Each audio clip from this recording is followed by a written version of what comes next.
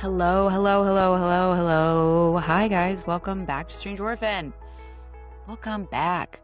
As you can see, we've made it out of murder flat. We made it out of the murder apartment. Guys, we have a big one this week. This is a massive turning point, y'all. As you probably know by now, if you've listened to one of my past recent episodes, I think it's called No Place Like Home. Home is like a thing for me. It's like an Achilles heel for me. So when I have like massive manifestations, like massive miracles transpire in the home sector of my life, I sort of take note of that. I've spent the past week kind of assessing what I did to make this happen, because this place is not normal. This the way it happened was not normal. It was all serendipitous events. And when these things happen, like, people just call things luck and serendipity. But I really wanted to like dig into the mechanics of what really transpired, because I had a lot of stuff happen to me over the last 2 weeks. And then this apartment happened to me. It's not even an apartment. It's a freaking home. It's a full-blown home, guys. 2 bed, 3 bath, running water. And it's gorgeous. So I think I'm like kind of still in shock how it happened. And so I wanted to dive into the mechanics of like a miracle. Like, what makes a miracle? How does a miracle happen? Because I have come to the new theory now that we play a bigger part in the miracles in our lives than we might want to admit or that we recognize. And so I wanted to talk this week about, like, I've basically spent the last week and a half like reflecting on what I did prior to this falling into my lap, because it really did. I didn't do anything to make this happen. It was bonkers, and I'll explain how it happened. But I wanted to I started to look at everything around me finding this apartment, and sort of like where I was at emotionally, the things I had just dealt with emotionally, how I dealt with them, how I processed them, and then rebounded from them, and then what happened. So yeah, as many of you guys know, like, I was in a very dicey Airbnb situation just like a couple weeks ago. It was really bad. Airbnb, I'm gonna stop trashing them at some point, but not today. I basically just wound up in a murder flat. I've been calling it the murder flat because it was like where it's like if a murder took place there, you'd go, oh yeah, obviously it's a murder flat. It's a murder apartment. Like, it just screamed crime. It screamed pre-crime. The place was like where you would go to, like, if you had to shoot bad guys, like there's always those like shots in the movie where it's like a bunch of people like on mattresses, like drug dens and stuff. Like, it kind of had that kind of vibe. There was like no windows. There were no windows. These AI generated photos, man, everything AI generated is so dangerous now. Like, people are AI generated now. It's all just so freaking dangerous because you're like, what did I buy? What is this? This isn't real.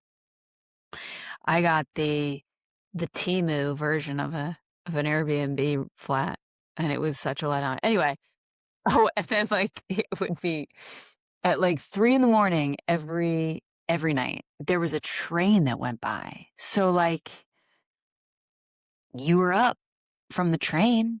It was criminal. It was super. It seems illegal that they could get away with charging people to stay there. And there was this poor family. So it was like a series of like a quad, I don't know. But there was a family that was also renting one or the other, and like they had already been there for like a week. by the time I checked in, and they were just like, you could see like they looked like they were like done with their first leg of war.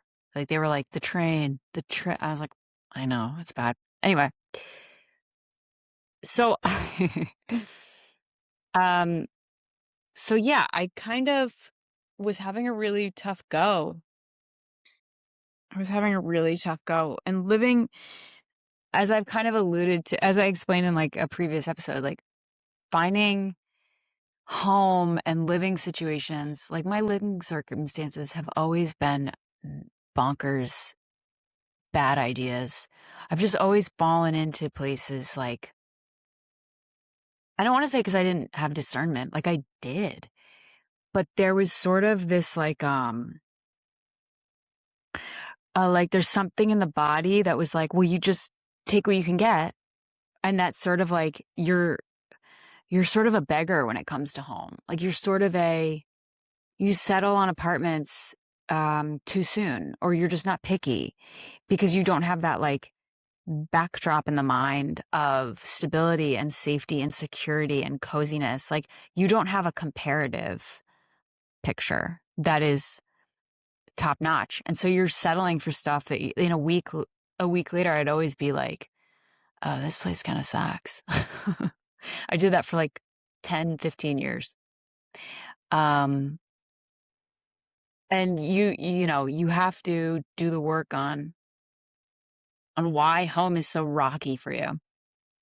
So anyway, how did this thing happen to me? Like this place it's really gorgeous and I'm really happy to be here. And I didn't have to like do anything naughty to get it. I will say this. I had a major, so like I would say my attendance on the podcast has been less than stellar lately. And I don't like to make excuses for myself. But for some reason, every time I come to Texas, I just like have I always wind up battling some really old stuff. And I don't know why that is. But it happens. And we had that Scorpio moon a couple weeks back. And I have a Scorpio moon. And if you know anything about astrology, your moon sign it sort of determines your home and your mother and how you relate to your home and your mother. And that full moon rocked me, man. Like I had so much gunk come up. And a lot of it was about home.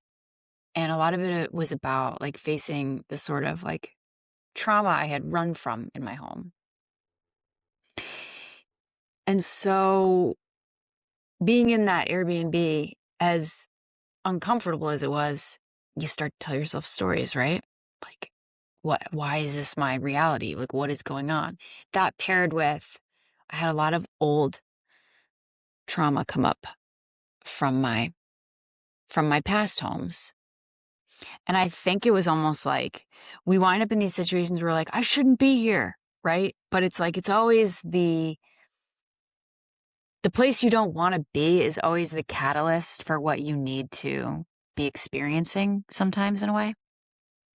And it was like that awful Airbnb was almost like exactly what I needed to plunge me into the depths, I guess, of some past stuff I hadn't fully healed. And it's usually not until we really fully heal these things that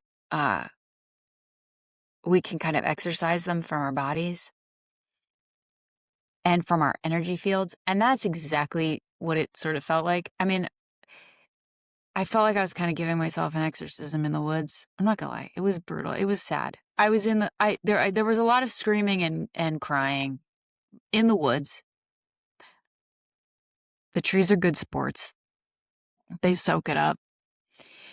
But so basically that is what I was dealing with. I was dealing with the trauma that went on in my home. And I was still dealing with it in the body because, as I sort of explained in that episode, No Place Like Home, I have dealt with uprooting a lot. And when I got into that Airbnb, I didn't want to be there. I just wanted to flee it. But my problem with home is that I'm very quick to flee. And I'm very reticent to sit in the discomfort of, I don't like this. And when you sit in the discomfort of the right now, you're actually dealing with something that's very old. Because that Airbnb, as much as it sucked, it wasn't going to kill me.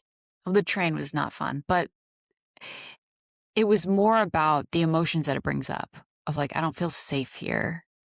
Well, why? Well, why? And if you keep 5-year-old questioning yourself, well, why? You get somewhere really fucking sad. And I did that. So I spent that weekend going somewhere really old and screaming into the trees.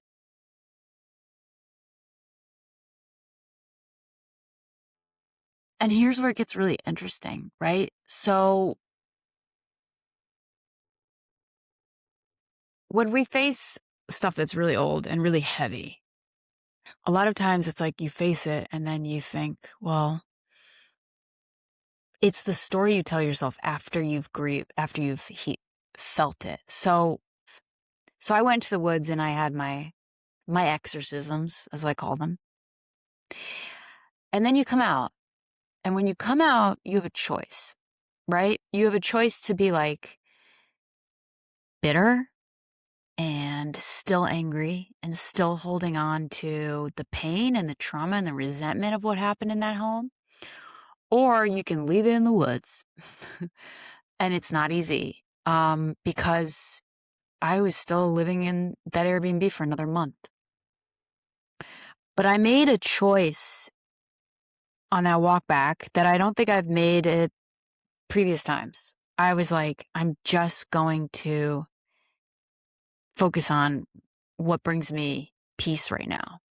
And instead of going back to the Airbnb and unraveling and going down another rabbit hole about the past and how the past will become my future, I sort of shifted it into, I'm just going to make myself feel great in the simplest, most effective way I can right now. Which for me were my nightly hot girl walks. I love walking. Walking might be one of my favorite things. Is that lame? Whatever. I love it. I love walking. I have my little Bala armbands. This podcast is not sponsored by them, but they're great. They've lasted me many years.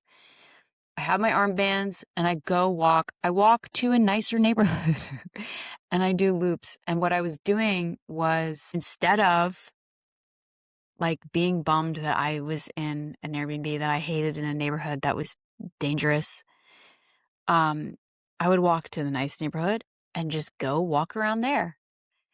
And I didn't tell myself a damning story. I told myself a positive story. I was like, hey, let's enjoy this. And this is where we're headed. It's I love my walks, so I'm going to really love my walks. I'm going to indulge in them, right? And I listen to my music and I just vibe out. And then the third thing I did, which I noticed, was I stopped trying to control how I was going to get out of that Airbnb and where I was going to go to next. And I think this is the biggest thing. So normally anybody that's in that situation is you're in a really crappy Airbnb. What's the first thing you're going to do? You're going to try and get out of it. And you're going to get on Zillow and you're going to start looking at new places to jump to. And that's what I have always done, is control the situation. And for the first time in my life, I was like, you know what? I'm going to kind of surrender. My favorite word. I'm going to kind of surrender this project to God. God knows I don't want to be here. But I know that I don't know what neighborhood I want to live in. I don't want to just jump to something that's going to be even more chaotic than where I am now. when you're in chaos, you just kind of create more chaos for yourself if you move too quickly. So I was like, I'm going to do nothing right now. I have this place paid for a month, unfortunately. I have a little bit of time to figure out what I want to do next. And right now, I just want to feel good. And so I would go on my walks. And I would do this like for about 2 weeks. I just kept doing this and doing this. And on like the third or fifth time I passed this one house, this guy would always be outside like watering his front yard. And I noticed there was a for sale sign. It was like one new build in front of a second new build. And the for sale sign was for the house in the back. And if I was in a crappy mood, I would have never stopped to talk to this guy. But I was in such a good mood. My endorphins were up. I was listening to my tunes. And I was like, hey, what's the deal with that house? And it was only because I was in a happy mood. And he was like, oh, do you want me to show it to you? And I was like, well, what? I can't buy a house right now. I'm not. And he's like, no, I mean, like, I don't know what their deal is. It's been on the market for a really long time. Come, let me show it to you.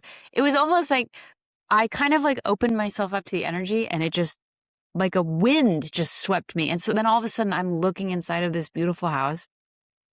The owners, this is where magic kicks in. The owners have been trying to sell this house for a long time. It's been on the market. They can't find a buyer.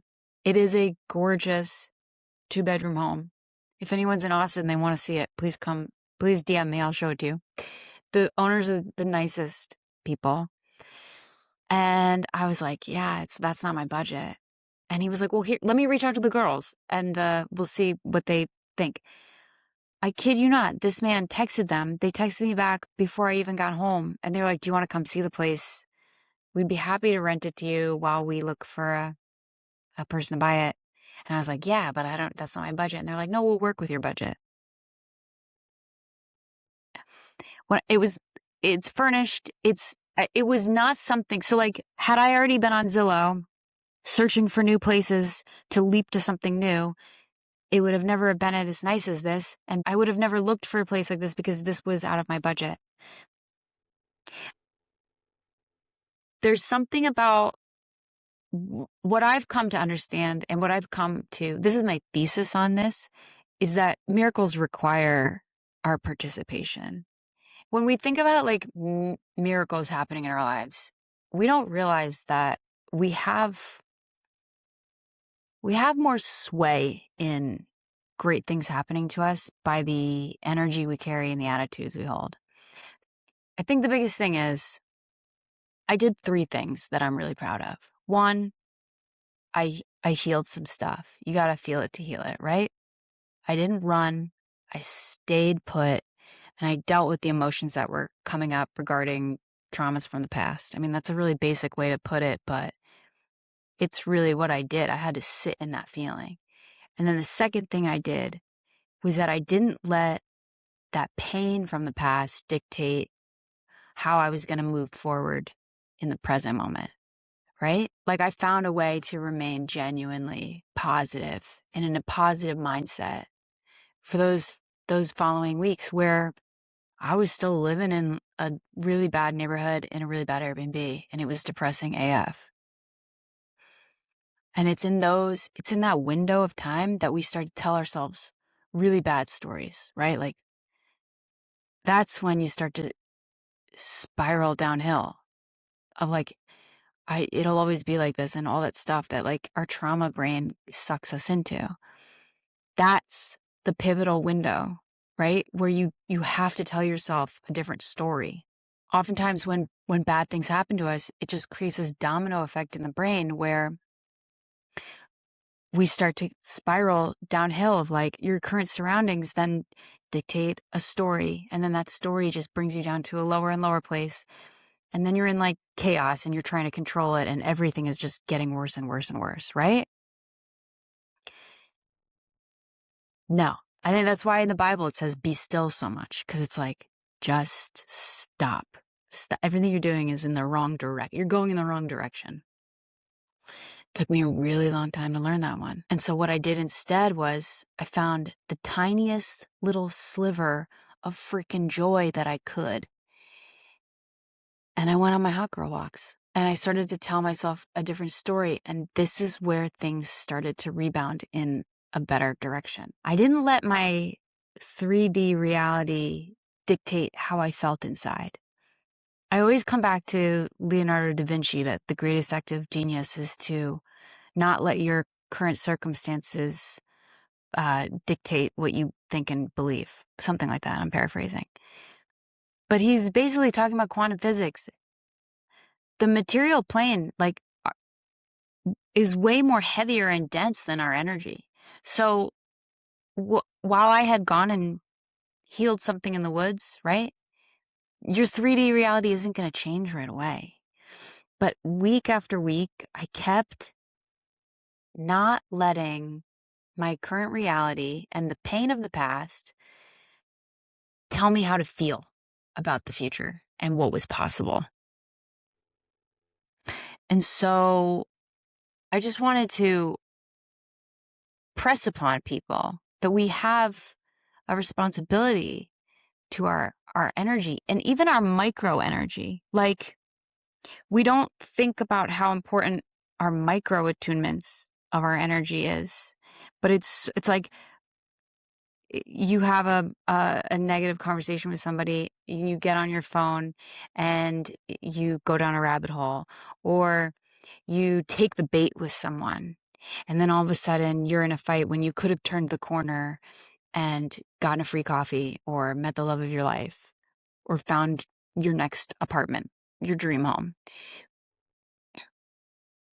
If we stay on top of our energy, and I don't mean like, I'm also not talking about false positivity either. I'm talking about genuinely feeling gratitude for some sliver of joy that you have and holding on to that and riding that train for as long as you can, rather than this is all going to hell in a handbasket, right?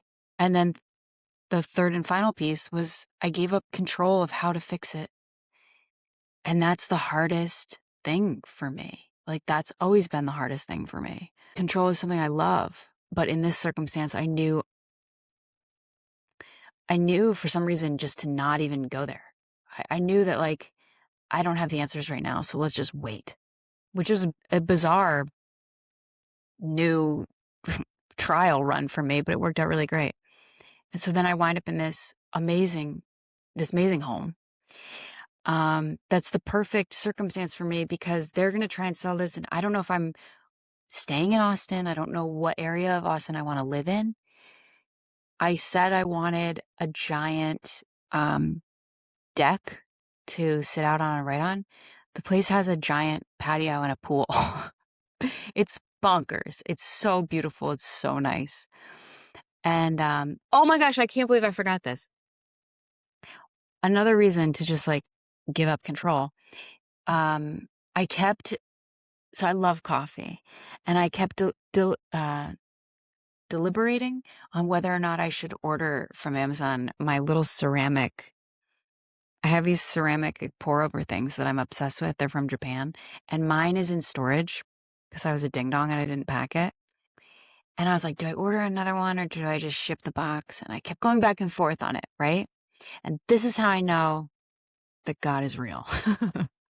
Or at least the universe is always listening to us, is that when I got here, there was furniture, but there wasn't any like there was no silverware or plates or anything like that. There was one, I'm not making this up, there was one Chemex and coffee filters that had been left behind by the previous person. And I was like, okay, that's a nod from the divine if I've ever gotten one. Just incredible. Just incredible. The only way this happened is because I learned how to direct my energy in the right way and not the wrong way.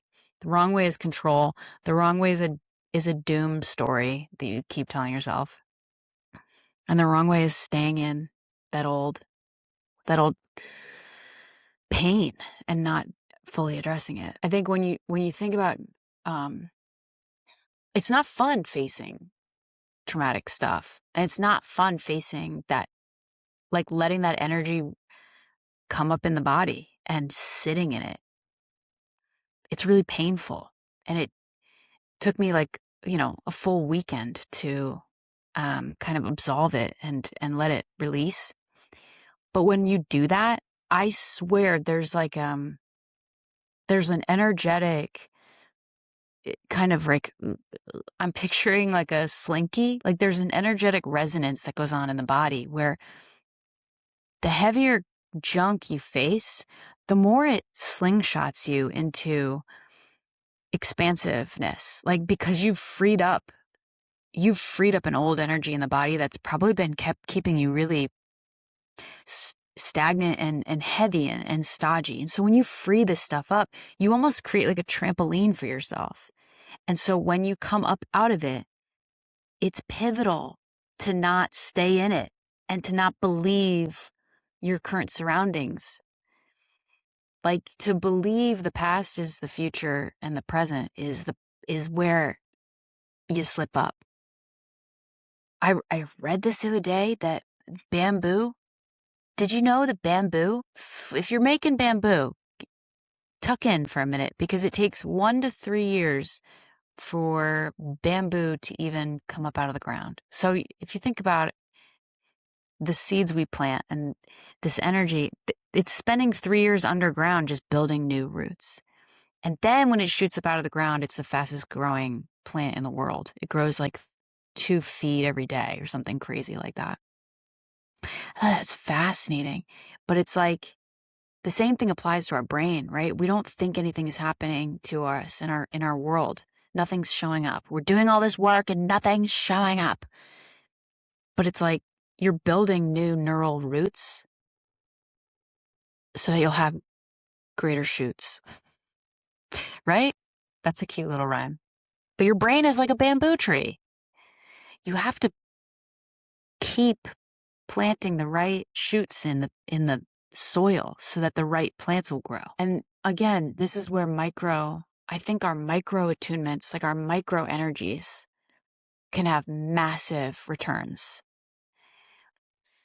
Not picking up your phone every 5 minutes, but sitting in stillness so that the greater idea can drop in. These are like, it doesn't seem like you're doing anything, but this is a massive turn in a different direction. And it's micro attunements, it's micro energy that we are navigating. It's like being grateful. It starts in the brain. You have to tell yourself to be grateful. But then once you're in the body, you're then navigating your consciousness from the heart and you get a totally different reality. It's so weird. It's like this whole experience is like I've been a guinea pig for how to shift out of, I don't want to say victim mentality, but definitely like getting out of trauma brain and really those steps, like each step is a big deal. I really like this neuropsychologist. Her name is Dr. Julia DiGanji.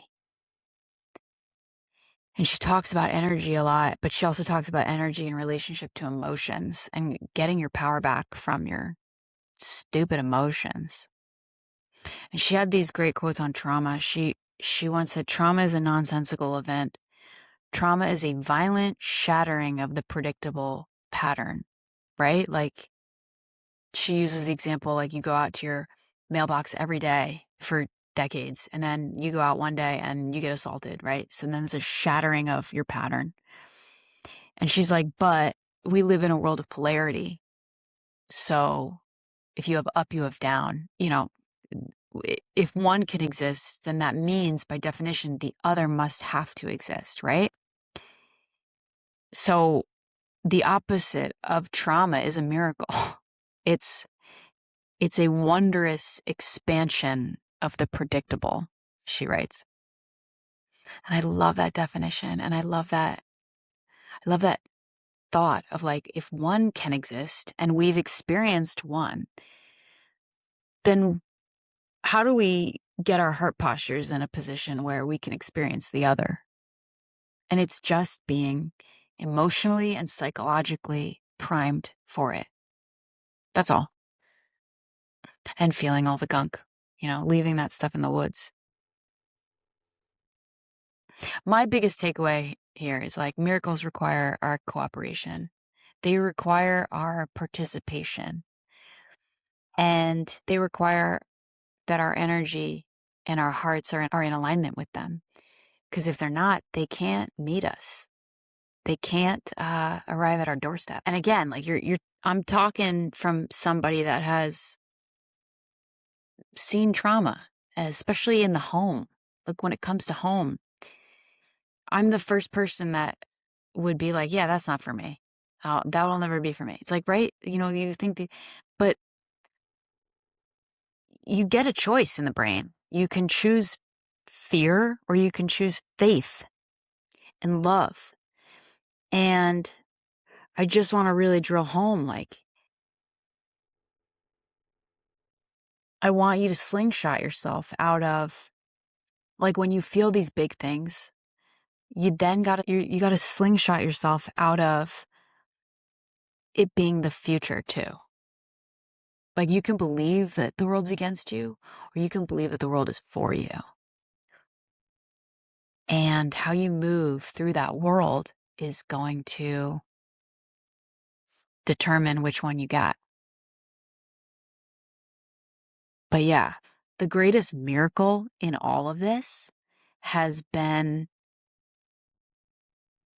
for like a front row ticket to the fact that there's actually like a loving creator running the show that actually wants me to have what I, in my heart of hearts, really want to have. Like, for someone who's been wounded by home to then land in one and be like, wow, there's actually a loving parent at the helm of my life. That's cool. That's a miracle. That's the miracle.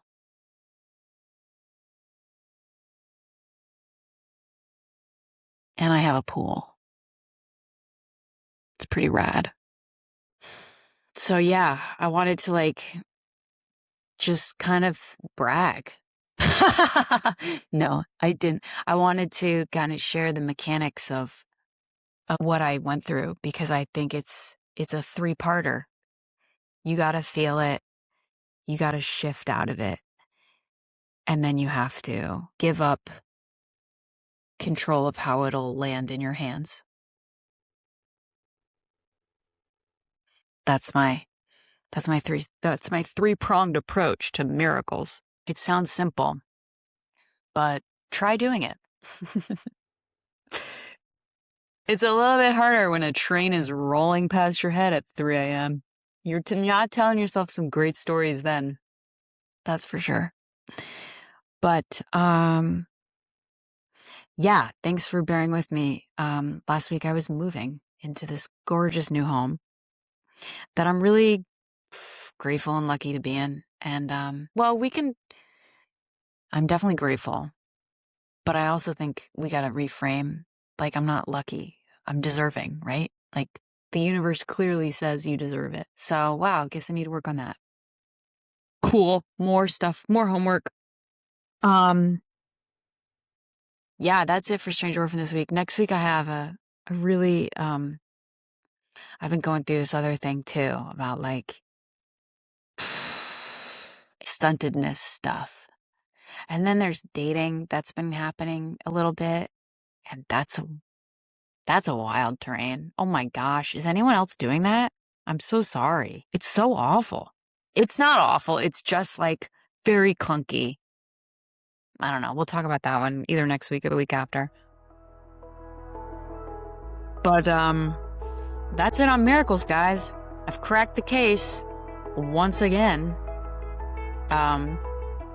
I don't know. I love you. Thank you so much for stopping by this week, and I'll see you next week. Take care. Bye.